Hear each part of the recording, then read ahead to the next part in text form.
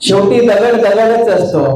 त्या दगडाला देवत्वपणा आणायचे कार्य जर कोणी करत असेल तर ते वैदिक करतात, पूजा अर्चना करणारे गुरु करतात.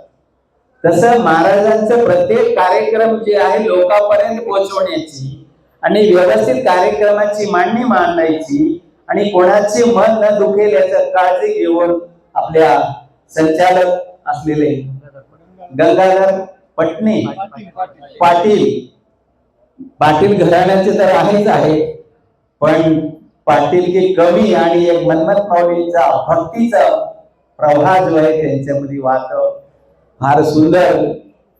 गणाचारी मंच संस्थांचा हा विकासाचं जे धोरण घेऊन चाललेलं आहे, आपले मित्र असताना एवढा विकास पावलेला नव्हतं. अत्यंत जीर्ण शीर्ण झालेली मुखेडचं मठ आज डॉक्टर विरूपाक्ष शिवाचार्यांचा आणि आपल्या सर्व भक्तांचा सहकार्यांचा सहयोग सर्गाने फार सुंदर असं आजचा हा कपिलदास क्षेत्राचा अनुष्ठान आपण संपन्न होतोय.